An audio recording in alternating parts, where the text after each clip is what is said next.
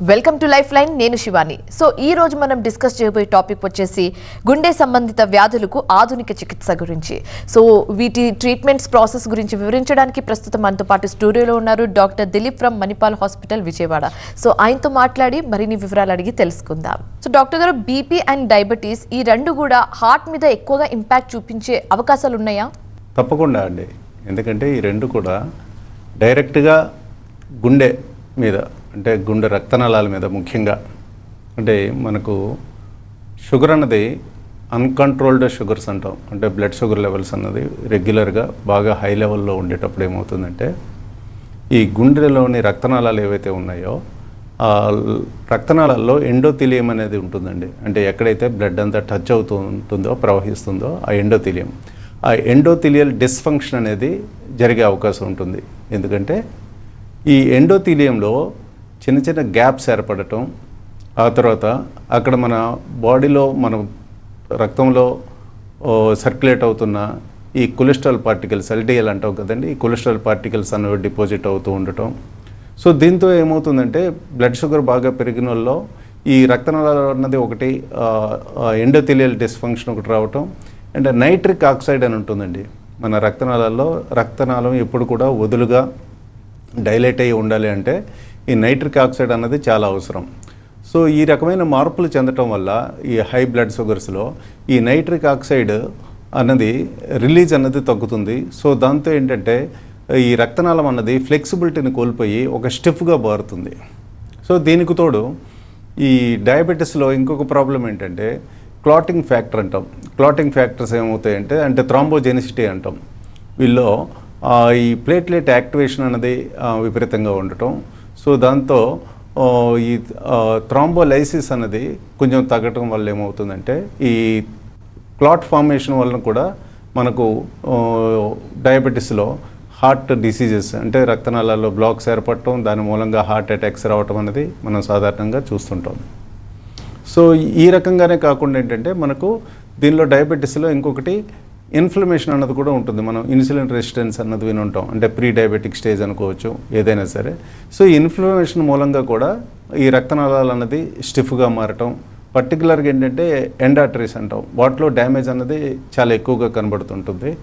So ఈ diabetes అన్నది చాలామంది ఏంటంటే డైరెక్ట్గా హార్ట్కి రిలేషన్ ఉందా లేదా అని సందేహిస్తూ ఉంటారు, కానీ అందులో ఎటువంటి సందేహం లేదండి.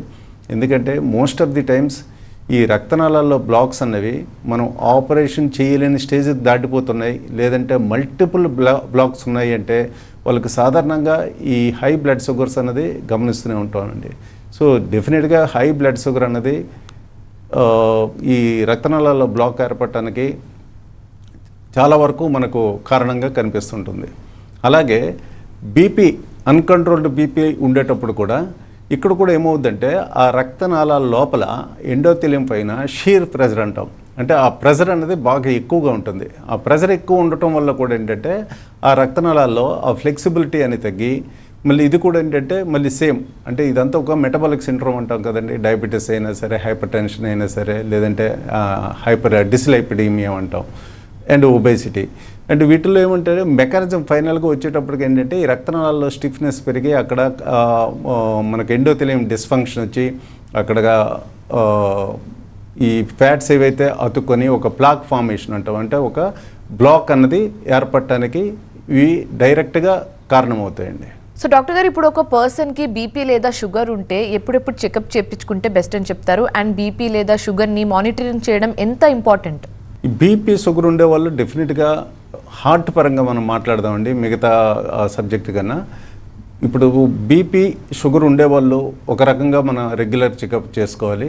అండ్ లేని వాళ్ళకి కొంత వెసులుబాటు ఉంటుందండి. ఫర్ ఎగ్జాంపుల్ ఏంటంటే మనం ఈ రోజుల్లో ఏం చెప్తున్నామంటే ఎప్పుడో 60-70లో కాకుండా డిసీజ్ అన్నది చాలా ఎర్లీ ప్యాటర్న్లో కనబడుతుందండి. ఎర్లీ ప్యాటర్న్లో కనబడేటప్పుడు ఏంటంటే మనం 30 years నుంచే మనం జాగ్రత్తలు తీసుకోవటం అవసరం. పర్టికులర్గా ఏంటంటే మనం 30-35 yearsలో ఈ మధ్యలో సెలబ్రిటీస్లో కానీ లేదంటే ఈవెన్ డాక్టర్స్లో కూడా కార్డియాలజిస్టుల్లో, కార్డియాక్ సర్జన్స్లో కూడా మనకు సడన్ హార్ట్ అటాక్ అది డెత్ దాకా తీసుకెళ్ళటం అనేది ఈ మధ్య న్యూస్లో మనకు చాలా కామన్గా వింటున్నామండి. సో ఇవన్నీ ఎందుకు జరుగుతున్నాయంటే మనం రొటీన్గా 30-35లో మనం రొటీన్గా చెకప్స్ చేసుకోండి.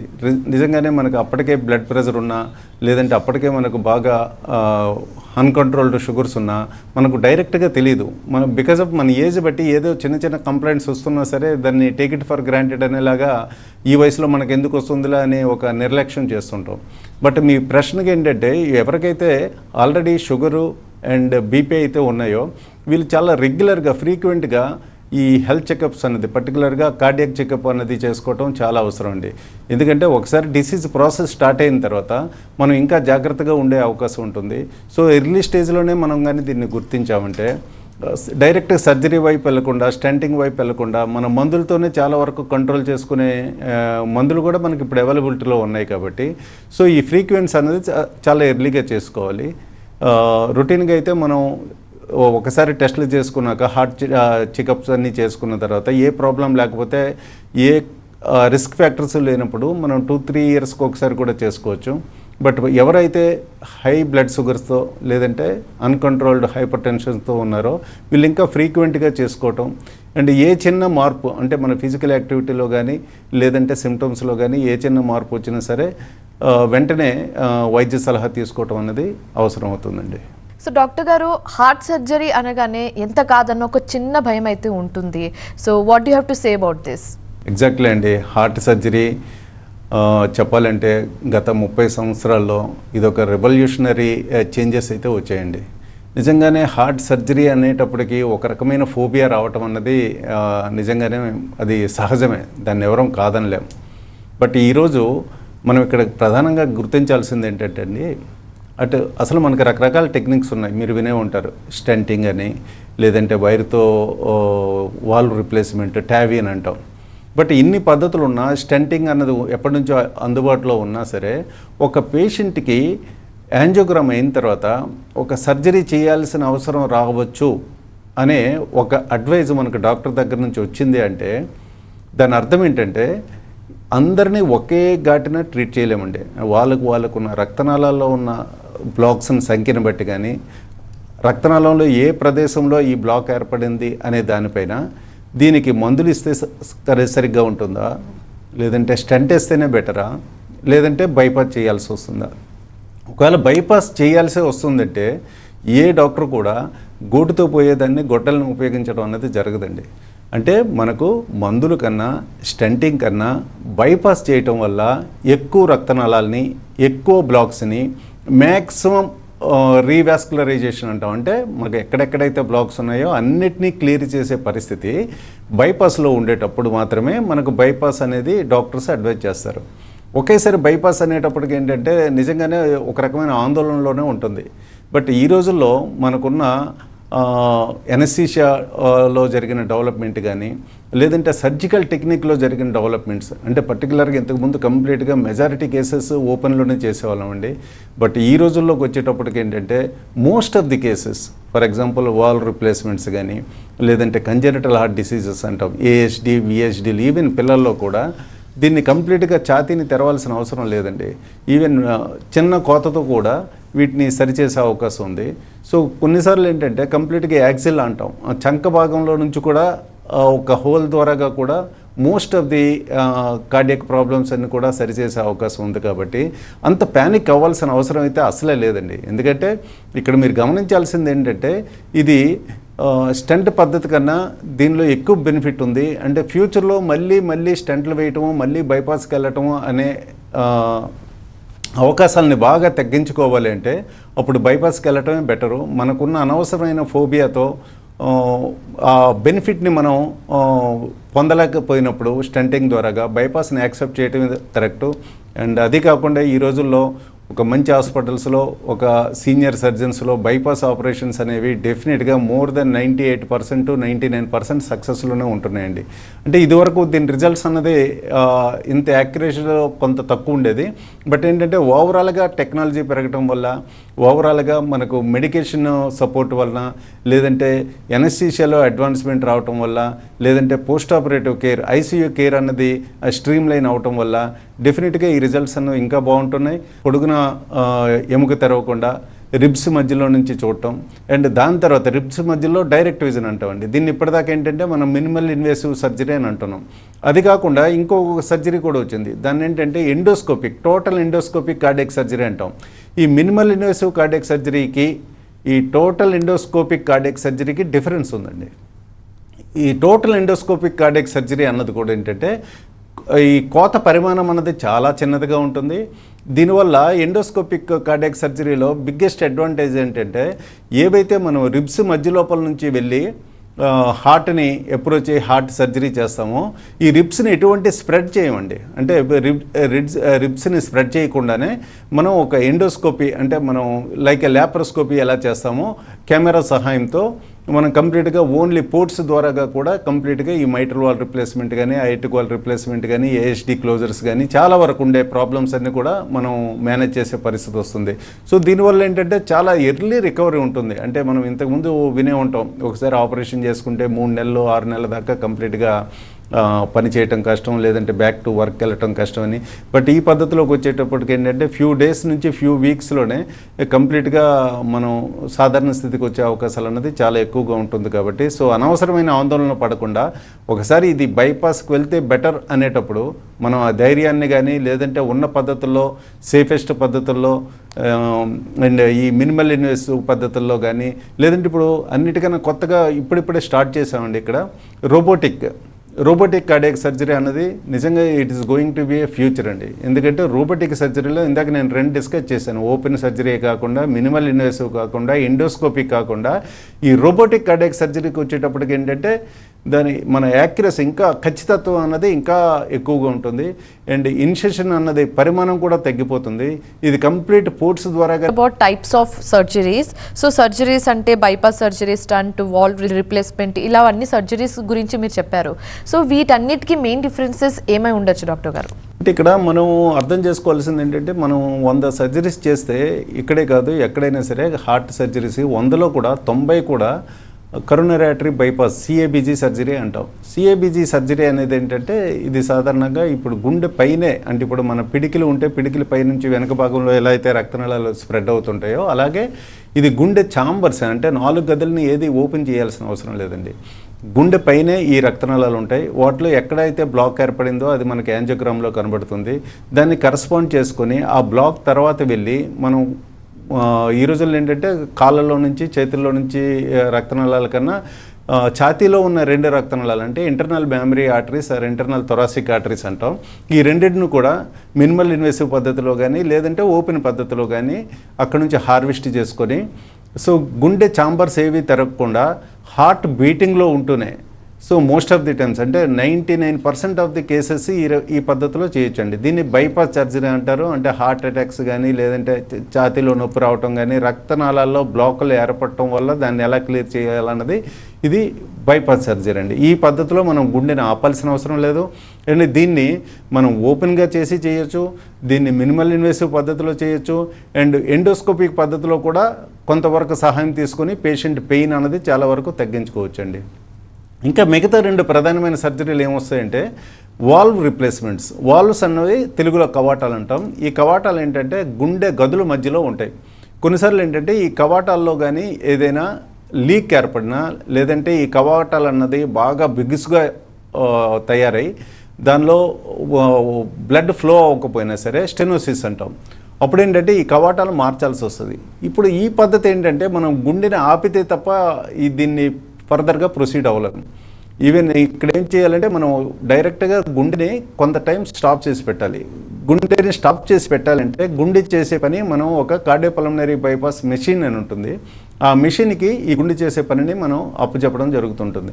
అంటే మనకి ఏ ఛాంబర్లోకి అయితే చెడు రక్తం వచ్చి చేరుతుందో ఆ ఛాంబర్లోకి మనం ట్యూబ్స్ పంపించి ఆ బ్లడ్ని డైవర్ట్ చేసి మెషిన్లోకి పంపించి అక్కడ ఆక్సిజన్ మిక్స్ చేసి ఆక్సిజన్ మిక్స్ అయిన రక్తాన్ని మళ్ళీ హార్ట్ పైన ఏదైతే ప్రధాన రక్తనాళం అయోటా అంటాం దానిలోకి మళ్ళీ ట్యూబ్ ఒకటి ఇన్సర్ట్ చేసి దాని మీదుగా పంపింగ్ చేస్తూ ఉంటే సో ఈ గ్యాప్లో మనకు హార్ట్ కంప్లీట్గా హార్ట్ చేసే పని లంగ్ చేసే పని మెషిన్ టేక్ ఓవర్ చేసుకుంటుంది. కాబట్టి ఈ గ్యాప్లో మనం లోపలికి వెళ్ళి ఛాంబర్ తెరిచి ఏదైతే చెడిపోయిన కవాటం ఉందో దాన్ని కంప్లీట్గా ఎక్సర్సైజ్ చేయటమో లేదంటే చెడిపోయింది అన్నది మనం ముందే రికగ్నైజ్ చేసేటప్పుడు దాన్ని రిపేర్ చేయటం అన్నది చేసి మళ్ళీ ఎప్పుడైతే గుండె రెడీ అయిందో మళ్ళీ మెషిన్ పని తీసుకొచ్చి గుండెకి బదలాయించడం అన్నది జరుగుతుండదండి.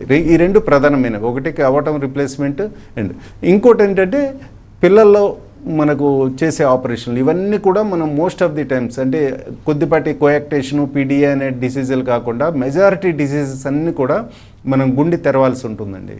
వాటిని కూడా మనం చాలా వరకు రెండు పద్ధతుల్లో కూడా చేయొచ్చు, ఓపెన్ చేసి చేయొచ్చు అండ్ మినిమల్ ఇన్వెసివ్ పద్ధతిలో కూడా చేయొచ్చు. సో డాక్టర్ గారు ఇప్పుడు వాల్వ్ ప్రాబ్లమ్స్ అనేవి ఎక్కువగా ఎవరికి వచ్చే ఛాన్సెస్ ఉంటుంది, మెయిన్ కాజెస్ ఏమై ఉండొచ్చు అంటారు? వాల్వ్ ప్రాబ్లమ్స్ అనేది మనకి ఇండియాలో డిఫరెంట్ అండి, వెస్ట్రన్ పాపులేషన్లో డిఫరెంట్. మనకి ఇండియాలో ఈ రోజుకి మనకి ఇంత మన స్టాండర్డ్స్ పెరుగుతూ ఉన్నా సరే, అంటే మనకి యాంటీబయాటిక్ యూసేజ్ కానీ లేదంటే ఎర్లీ రికగ్నిషన్ పెరుగుతున్నా సరే, ఈరోజు కూడా మన ఇండియాలో ఈ వాల్వ్స్ ప్రాబ్లం అన్నది ప్రధానంగా రొమాటిక్ హార్ట్ డిసీజ్ అంటామండి. రొమాటిక్ హార్ట్ డిసీజ్ అంటే ఏంటంటే ఇది కాళ్ళ మన ఏవైతే జాయింట్స్ ఉన్నాయో జాయింట్ నొప్పులతో ఫీవర్ అనేది ఏర్పడటం, ఇది ఒక స్ట్రెప్టోకాకల్ బ్యాక్టీరియా వలన వచ్చే infection. So most of the times అదేంటంటే మనం గొంతులో కూడా ఇన్ఫెక్షన్ రావచ్చు, యూరినరీ ట్రాక్లో కూడా ఇన్ఫెక్షన్ రావచ్చు. ఆ ఇన్ఫెక్షన్ మనం కంప్లీట్గా కంట్రోల్ చేసామంటే దట్ ఈస్ ఏ డిఫరెంట్. అంటే కొన్నిసార్లు మనం కంప్లీట్గా కంట్రోల్ చేయకుండా ఆ ఇన్ఫెక్షన్ అనేది కొంత యాక్టివ్గా లోపల ఉండేటప్పుడు ఏంటంటే అది వీక్ పాయింట్స్ని చూసుకుంటుంది శరీరం అంతా తిరుగుతూ. అలా తిరుగుతుండేటప్పుడు ఏంటంటే ఈ కవాటాలు అన్నది గుండె లోపల ఉండే ఈ వాల్వ్స్ అన్నది ఏంటంటే ఒళ్ళు పొరలా ఉంటాయి. This is one of the weakest point అని అనుకోవచ్చు. సో మెల్లగా ఇన్ఫెక్షన్ అనేది ఈ కవాటాలకు చేరేటప్పుడు ఏంటంటే అది కొంతమందిలో 2-3 ఇయర్స్లో, కొంతమందికి ఈవెన్ 30-40 సంవత్సరాలు కూడా పట్టొచ్చండి. అంటే ఏదో మనం వెనక్కి వెళ్ళి నాకు ఎప్పుడు ఈ జ్వరం వచ్చింది, నాకు ఎప్పుడు కీళ్ళ నొప్పులతో పాటు జ్వరం వచ్చింది అన్నది ఐడెంటిఫై చేయడం కూడా చాలా కష్టం, ఇప్పుడు చిన్నప్పుడు జరుగుండొచ్చు. సో వీళ్ళు ఏమి ఏర్పడుతుందంటే ఈ ఉల్లి పొరల్లో ఉండే కవాటం ఏంటంటే మెల్లగా స్టిఫ్గా మారి తర్వాత దాని మీద కాల్షియం పేరుకుపోయి ఒక ఇటుకు బిడ్డలా తయారయ్యి ఇంకా అది కదలదండి. కదలకపోవటం వల్ల ఏంటంటే ఇది ఏ కవాటానికి వస్తే ఆ పేరుతో దాన్ని స్టెనోసిస్ అంటాం. సపోజ్ మైట్రల్ వాల్వ్కి వచ్చిందంటే మైట్రల్ స్టెనోసిస్ అంటాం, అయటిక్ వాల్వ్కి వచ్చిందంటే అయటిక్ స్టెనోసిస్ అంటాం. సో రొమాటిక్ కారణం అనేది మనకి ఇండియాలో ఎక్కువగా కనబడుతుంటుందండి. అదర్ కారణాలకు వచ్చేటప్పటికి ఏంటంటే ఈ కవాటాల్లో వయసుతో పెరిగేటప్పుడు దాన్ని డీజనరేటివ్ డిసీజ్ అంటాం. డీజనరేటివ్ డిసీజ్ అంటే నథింగ్ బట్ అంటే ఈ కవాటం సర్ఫేస్ ముడతలు అన్నది ఎక్కువగా పెరగటం, దాంతో టిష్యూ ఏంటంటే ఫ్లైబుల్గా మారటం వల్ల ఏంటంటే కంప్లీట్గా అది అపోజ్ అవ్వకేమవుతుందంటే అక్కడ లీక్ ఏర్పడుతూ ఉంటుంది. ఈ రకంగా కూడా మనకు కవాటాల ప్రాబ్లమ్స్ ఉంటాయి. అండ్ అదర్ కారణాలకు వచ్చేటప్పటికి ఏంటంటే కంజెనిటల్, కొన్నిసార్లు ఏంటంటే ఈ కవాటాల్లో ఒక చీలిక అన్నది పుట్టుకతోనే ఉండటం వల్ల కూడా లీక్స్ ఏర్పడటం అన్నది చూస్తుంటాం. ఇంకా ఈ రీసెంట్గా ఏంటంటే మనకు ఈ డ్రగ్ అడిక్ట్స్లో ఎవరైతే డ్రగ్స్ తీసుకుంటారో వాళ్ళకు కుడివైపు ట్రైకిస్పిడ్ వాళ్ళు, పర్టికులర్గా ఈ ట్రైకిస్పిడ్ వాళ్ళు ఎండోకార్డైటిస్ అంటాం. అంటే అక్కడ ఇన్ఫెక్షన్ చేరటం, అంటే రిపీటెడ్గా సేమ్ ఇంజెక్షన్ అన్నది సూదులో ఒక్కరు కాకుండా పదే యూజ్ చేసేటప్పుడు ఏంటంటే దీన్ని ఎండోకార్డైటిస్ అంటే ఈ 4 కారణాలండి. ఈ 4 కారణాల్లో ఏ కారణాల వల్లైనా రావచ్చు. But most of the times మనకి ఇండియాలో వచ్చే కారణం ఏంటంటే రొమాటిక్. బట్ అయర్టిక్ వాల్వ్ డిసీజ్లో ఏంటంటే ఏజ్ రిలేటెడ్ అండి, డీజనరేషన్ అంటాం, అంటే కాల్సిఫిక్ అయర్టిక్ స్టెనోసిస్ అంటాం. ప్రధానంగా కారణాలు అయితే ఇవేనండి. సో డాక్టర్ గారు, హెల్తీ హార్ట్కి సంబంధించి మీరు ఫైనల్గా జనాలకి ఏం మెసేజ్ ఇవ్వాలనుకుంటున్నారు? ఒకటేంటంటే ఇందాక నేను చెప్పేటట్టు తృణధాన్యాలు ఉండేటట్టు చూసుకోవాలి, నెక్స్ట్ మిల్లెట్స్ మన ఆహారంలో భాగం అవ్వాలి, నెక్స్ట్ ఫ్రూట్స్ ఉండేటట్టు చూసుకోవాలి, ఫైబర్ ఎక్కువ ఉండాలి, ఇవన్నీ ఉండాల్సినవి. నట్స్ కానీ ఇవన్నీ ఉండాల్సినవి. లేనివి ఏవి చూసుకోవాలంటే బాగా హై షుగర్ కంటెంట్ ఉన్న ఫుడ్స్ కానీ, లేదంటే ప్రాసెస్డ్ ఫుడ్స్ కానీ, లేదంటే ఫ్రైడ్ ఐటమ్స్ కానీ, జంక్ ఫుడ్స్ కానీ, వీటిని వీలైనంత వరకు తగ్గించుకోవాలండి. నెక్స్ట్కి వచ్చేటప్పటికి ఏంటంటే మన యాక్టివిటీ, అన్నిటికన్నా ఈ యాక్టివిటీ అన్నది చాలా ముఖ్యమండి. ఎందుకంటే మనం ఈరోజు మన లైఫ్ స్టైల్ మారిపోయిన తర్వాత మన జాబ్లో మన యాక్టివిటీ అన్నది ఆల్మోస్ట్ 0 అవుతుందండి. సో అలాంటప్పుడు మనం at least not less than 150 minutes అంటాం. 150 minutes ఫర్ వీక్ అంటే అట్లీస్ట్ ఒక హాఫ్ అన్ అవర్ 5 రోజులు చేసినా సరే బ్రిస్క్ వాకింగ్ కానీ, స్విమ్మింగ్ కానీ, మనకి ఏది నచ్చితే అది అట్లీస్ట్ చెమట పట్టేదాకా చేయటం. అట్లీస్ట్ 2 days, మిగతా రోజులు నేను ఖాళీగా ఉండమని చెప్పను. ఈవెన్ మజిల్ బిల్డింగ్ ఎక్సర్సైజెస్ కూడా చాలా మంచిదండి. ఎందుకంటే అవి చేయడం వల్ల కూడా మనకు డెఫినెట్గా లాంగ్ రన్లో అది మనం హెల్తీగా ఉండటంలో చాలా ఉపయోగపడుతుంది. అండ్ తర్వాత వచ్చేటప్పటికి మన వర్క్, ఈ వర్క్ని మనం ఎన్ని గంటలు చేస్తున్నాం, ఎన్ని గంటలు చేసేదానికన్నా ఎంత స్ట్రెస్ తీసుకుంటున్నాం. ఇప్పుడు ఫర్ ఎగ్జాంపుల్ ఒకరు 10 గంటలు పని చేస్తున్నా సరే స్ట్రెస్ లెవెల్స్ చాలా తక్కువగా ఉన్నాయనుకోండి, బట్ 2 గంటలు పని చేస్తున్నా స్ట్రెస్ లెవెల్స్ చాలా ఎక్కువ ఉండే వాళ్ళకన్నా అది చాలా బెటర్. సో అందుకోసమని మనం వర్కింగ్ అవర్స్ ఎలా ఉన్నాయి, నెక్స్ట్ స్లీప్ అన్నది మనకు ప్రాపర్గా ఉందా, 7 to 8 అవర్స్ స్లీప్ అనేది ప్రాపర్గా ఉందా, ఇవన్నీ కూడా చూసుకోవాలండి. ఆ తర్వాత మనకేంటంటే ఈ యోగా కానీ ఏమైనా పాసిబుల్ అయితే, అంటే మన స్ట్రెస్ లెవెల్ తగ్గించుకోవడానికి లేదంటే మెడిటేషన్ ఏమైనా చేయగలిగితే అదొకటి బెటర్ అండి. ఇన్ని చేసినా సరే, ఇవన్నీ జాగ్రత్తలు తీసుకుంటున్నా సరే, బట్ మనకు బాగా స్ట్రాంగ్ ఫ్యామిలీ హిస్టరీస్ ఉన్నాయనుకోండి, లేదంటే మనకు ఆల్రెడీ షుగర్ ఉంది, ఆల్రెడీ హైపర్ టెన్షన్ ఉంది, క్రమం తప్పకుండా టెస్టులు చేయించుకోవటం అంటే మెడికల్ చెకప్ చేయించుకోవటం అన్నిటికన్నా చాలా ముఖ్యమండి. అన్నీ బాగానే ఉన్నా సరే, చాలామందిని మేము అది కూడా చూస్తుంటామండి. ఫ్యామిలీల్లో ఉండేటప్పుడు ఇంట్లో ఒకరికి బాబాయ్లకో లేదంటే ఫాదర్కో ఇంకో ఎల్డర్ బ్రదర్కో ప్రాబ్లం వచ్చేటప్పుడు యంగర్ జనరేషన్ చాలా కేర్ఫుల్గా ఉండే వాళ్ళని చూస్తామండి. బట్ ఎంత కేర్ఫుల్గా ఉన్నా సరే, బిలీవ్ మీ దట్ కొన్నిసార్లు అవి ఎంత తీవ్రంగా ఉంటాయంటే, అంటే జన్యుపరమైన కారణాలు ఎంత మనం టీటోటలర్గా ఉన్నా సరే మనం దానికి అతీతులం కావు. కాబట్టి ఎట్ ద ఎండ్ ఇవన్నీ ఇన్ని జాగ్రత్తలు తీసుకున్నా సరే క్రమం తప్పకుండా ఈ చెకప్స్ కూడా చేయించుకోవడం అన్నది రెగ్యులర్గా ఫిజికల్ యాక్టివిటీతో పాటు పర్టికులర్గా ఎవరికైతే ఫ్యామిలీ హిస్టరీ ఉందో, ఎవరికైతే హై బ్లడ్ షుగర్స్ ఇదివరకే నమోదయ్యాయో, ఎవరికైతే హైపర్ టెన్షన్ కూడా ఉందో, ఈ రెగ్యులర్ చెకప్స్ అనేది కంపల్సరీగా చేయించుకోవడం ముఖ్యం అండి. సో డాక్టర్ గారు, హార్ట్ ప్రాబ్లమ్కి సంబంధించి వాటి కాజెస్, సిమ్టమ్స్ అండ్ ట్రీట్మెంట్స్ గురించి వివరించినందుకు థ్యాంక్ యూ సో మచ్ అండి. సో ఇది ఇవాల్టి లైఫ్ లైన్. మరో లైఫ్ లైన్తో మళ్ళీ కలుద్దాం. చూస్తూనే ఉండండి TV9.